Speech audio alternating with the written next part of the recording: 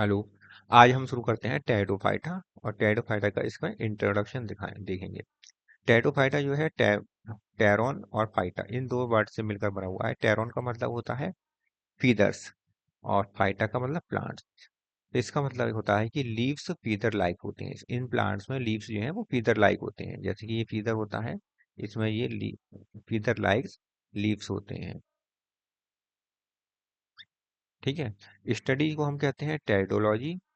और father of pteridology जो है वो है एफ बोरर, या टेरिडोफाइटा के फादर जो हैं वो एफ बोवर हैं। और F father of Indian pteridophyta या इंडियन टेरिडोलॉजी इसके ये है एस एस वीर। ठीक है।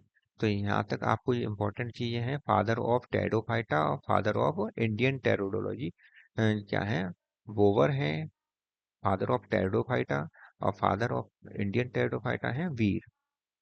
इसके बाद आप देख लेते हैं कि प्लांट बॉडी सबसे पहले हमें स्पोरोफिटिक होती है यहाँ पर।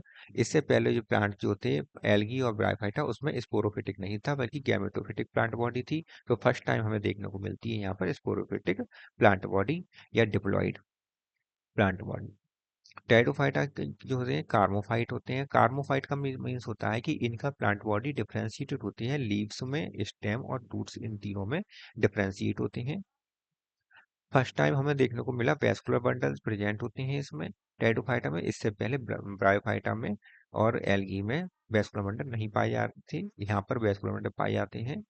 यहाँ पर टेरिडो इसे फर्स्ट टाइम हमें टेरिडोफाइटा के अंतर्गत इसे देखने को मिला है।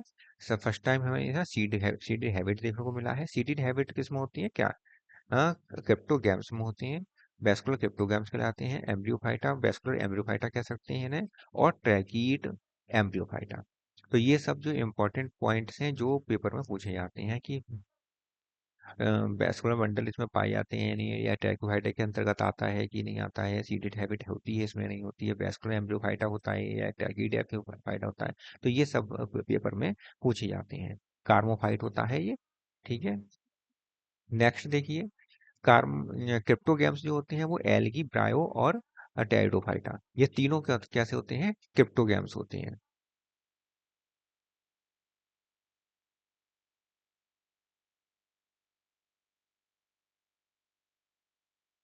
ठीक है। तो क्रिप्टोगैम्स होते हैं एल्गी ब्रायो और टेरिडोफाइटा क्रिप्टोगैम्स होते हैं। फेनिरोग्राम्स की अगर बात करें, फेनिरोग्राम्स कौन कौन से हैं, फेनोग्राम्स हैं जिम्नोस्पर्म्स और एंजियोस्पर्म, ये फेनिरोग्राम्स होते हैं।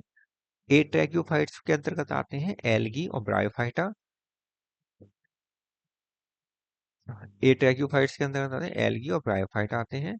और ट्रैक्योफाइटा के अंतर्गत आते हैं टेरिडोफाइटा, जिम्नोस्पर्म और एंजियोस्पर्म। ठीक है। इंपॉर्टेंट बात है, क्रिप्टोगैम्स एल्गी ब्रायो और टेरिडो होते हैं। फेनेरोगैम्स जिम्नो और एंजियोस्पर्म होते हैं। ए ट्रैक्योफाइट्स एल्गी और ब्रायोफाइटा होते हैं। और ट्रैक्योफाइट्स टेरिडो, जिम्नो और एंजियोस्पर्म होते हैं। फर्स्ट सक्सेसफुल लैंड प्लांट होते हैं ये। क्या है, फर्स्ट सक्सेसफुल लैंड प्लांट। जैसे कि एनिमल किंगडम में फर्स्ट सक्सेसफुल लैंड एनिमल्स कौन से होते हैं, रेप्टाइल्स होते हैं। ऐसे ही यहाँ पर first successful land plant pteridophytes होते हैं, क्योंकि इनमें वेस्कुलर बंडल पाए जाते हैं। इसलिए इसलिए हम इसे कह सकते हैं रेप्टाइल्स ऑफ प्लांट और किंगडम, या बॉटनिकल स्नेक्स भी कह सकते हैं इन्हें। टेरिडोफाइट्स को क्या कहा जाता है, रेप्टाइल्स ऑफ प्लांट किंगडम या बॉटनिकल स्नेक्स। फर्टिलाइजेशन जो होता है वो यूडोगेमस प्रकार का होता है। फर्टिलाइजेशन कैसा होता है यहाँ पर, यूडोगेमस प्रकार का होता है। इंपॉर्टेंट बात है, sporophyte develop dependent upon gametophyte only during the embryonic stage. जब एम्ब्रियोनिक स्टेज होता है उस समय स्पोरोफाइट गैमेटोफाइट पर डिपेंडेंट होता है, अपना भोजन जो है गैमेटोफाइट से प्राप्त करता है। लेकिन जब ये इसमें डिफरेंशिएशन हो जाता है, आफ्टर डिफरेंशिएशन, जब डिफरेंशिएशन हो जाता है रूट, लीफ और स्टेम में, तब ये इंडिपेंडेंट हो जाता है। तब कैसा हो जाएगा, ये इंडिपेंडेंट हो जाता है। ठीक है, यहाँ तक बात समझ में आ जाती है। अब आप देखते हैं कि स्मॉलेस्ट टेरिडोफाइट क्या होता है, एजोला, जिसे हम वाटर फर्न या मॉस्किटो फर्न कहते हैं। लार्जेस्ट टेरिडोफाइट कहलाता है साइथिया। और लॉन्गेस्ट टेरिडोफाइट कहलाता है एल्सोफिला। लॉन्गेस्ट एल्सोफिला, लार्जेस्ट साइथिया और स्मॉलेस्ट एजोला। ये इंपॉर्टेंट है, इनको आप याद जरूर कर लें, पेपर में ये बहुत अच्छे से पूछे जाते हैं। इसके बाद आता है प्लांट बॉडी, जैसे कि स्मॉल है या लार्ज है। स्मॉल होती है तो एनुअल होगी वो, और लार्ज है तो वो पेरिनियल होगी। स्मॉल और एनुअल जो प्लांट बॉडी होगी वो एजोला की है, एजोला है, और इसका एग्जाम्पल और मार्सिलिया। स्मॉल और एनुअल प्लांट बॉडी की किन किन की है, एजोला और मार्सिलिया की है। जबकि लार्ज पेरिनियल जो है वो ट्री फर्न में आते हैं। लार्ज हैं तो जो ट्री फर्न के अंतर्गत आते हैं, जैसे ऑस्मुंडा, साइथिया और लेपिडोडेंड्रॉन। ऑस्मुंडा, साइथिया और लेपिडोडेंड्रॉन, ये इसमें इसके अंतर्गत आते हैं, लार्ज पेरिनियल के अंतर्गत आते हैं।